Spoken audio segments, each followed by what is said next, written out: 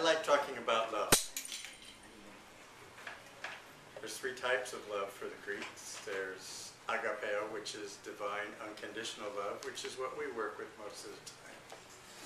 There's phileo, or brotherly or familiar love, where we get the word Philadelphia from. And eros, which is the more intimate aspect.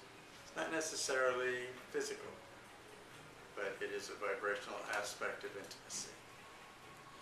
And so today I want to talk about love and sunsets. What the heck is that? Many people here like sunsets. We kind of take time before the night comes upon us to reflect on the beauty, the grand beauty of the world we live in.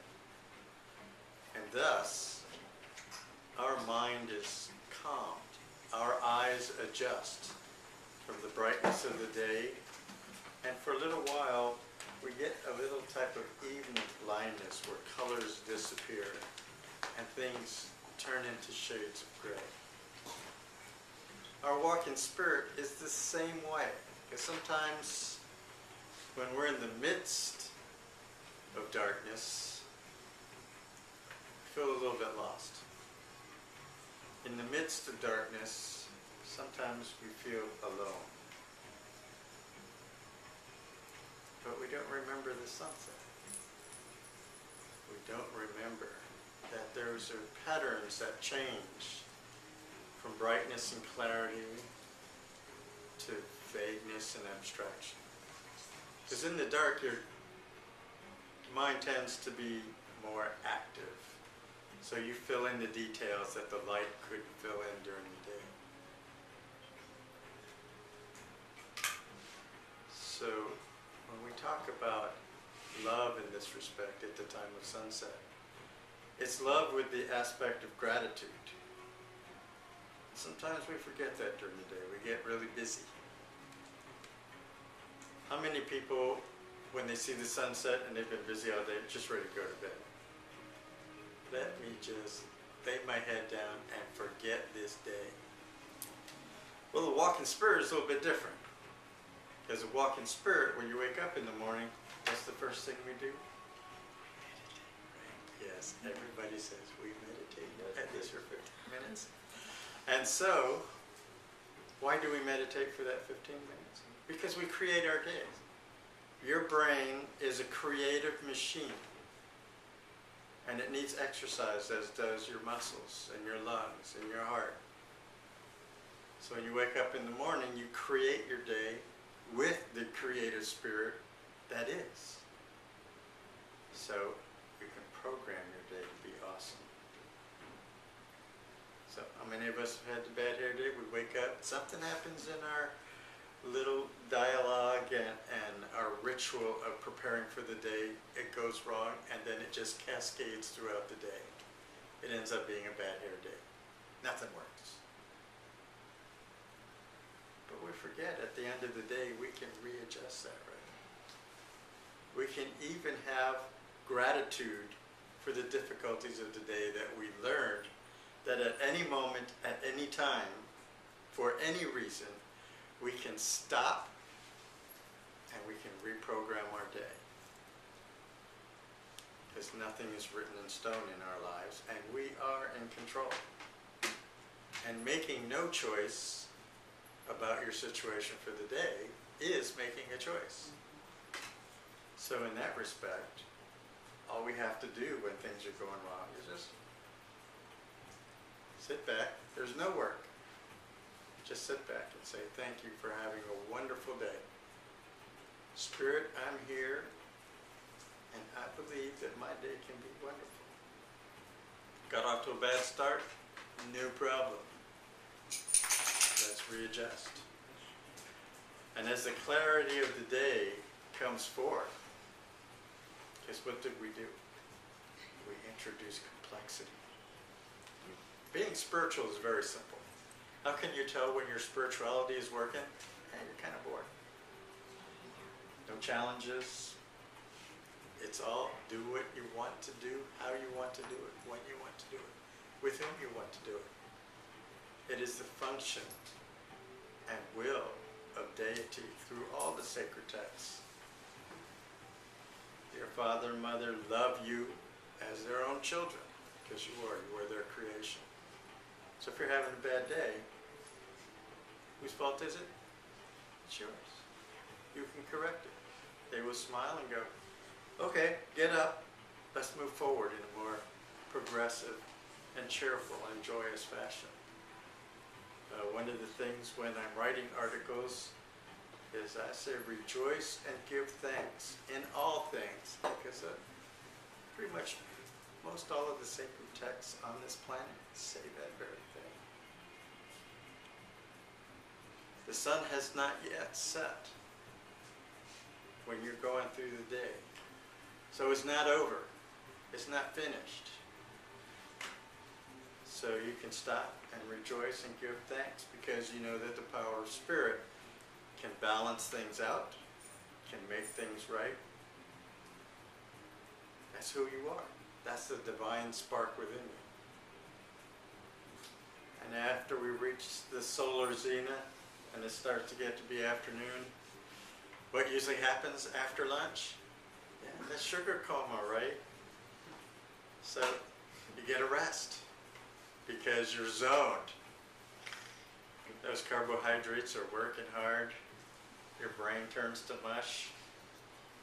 So you get a break.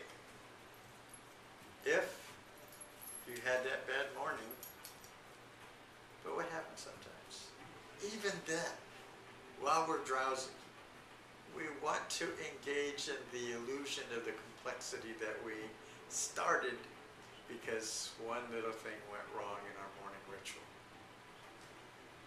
So as long as we hold on to that, sometimes we call that negativity, sometimes we just call those problems, sometimes we're just frustrated and we don't even know why. But we can change that very easily. A deep breath. Bring it out through pursed lips. Feed your brain. Relax. Reprogram. And then we look forward to late afternoon where we get off work. Always notice that when you're getting ready to get off work, it's kind of the better part of the day. You're going, thank God it's over. There's no more work. Let me get home. I want a beer.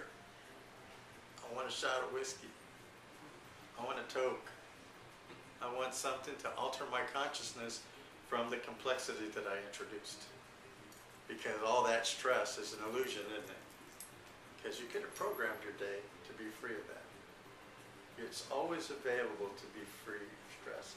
That's why in metaphysical spirituality, we always say, how many times have you meditated today? Well, I don't know, I don't got time to meditate. Well, do you have time to crash your day? Well, sure you do. So if you have time to crash your day, you have time to make your day successful and victorious, because that's what you're guaranteed. And so as we look out toward the horizon,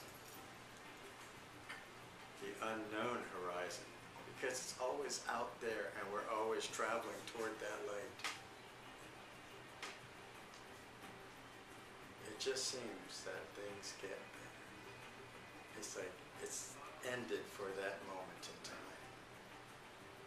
And so the sunset in the aspect of spiritual love is the eternal transformation of one's soul from complexity to clarity. The day gets washed away from all the stress. We all have rituals of some sort that clears our day away. And even if we're living in the nightmare and there is a foreboding for tomorrow, at least this is done today. And so for that one brilliant moment, we are grateful. We can express gratitude that this moment has passed. And either we look forward to the next moment or we dread the next moment. But what do we know at sunset? Rejoice and give thanks. because when you enter into slumber, you can even work on a different, more focused vibrational level in your dreams. How many here practice lucid dreaming? When you lay your head down to sleep, you can program your next day, your next month, your next year, your next 5 years, the rest of your life. And as you bring it forth in your mind, and as you bring it forth in your intention, as you bring it forth in your action, you will manifest the very things you wish to have. Nothing is more powerful in your world than your spiritual power. It's there. The divine spark is the same spark that created the universe. Actually, what we know now, it's the same spark that created the multiverse. Infinite variability, infinite possibility, infinite potential. The illusion is that there's a sunset at all. It's just the rotation of our planet around a great big ball of fire that's on a spiral arm, spiraling around a black hole. And this galaxy is speeding ever outward from some central point we kind of refer to as the Big Bang. Can you feel it right now? We are moving at 98% of the speed of light. We are moving so fast, you don't even feel it.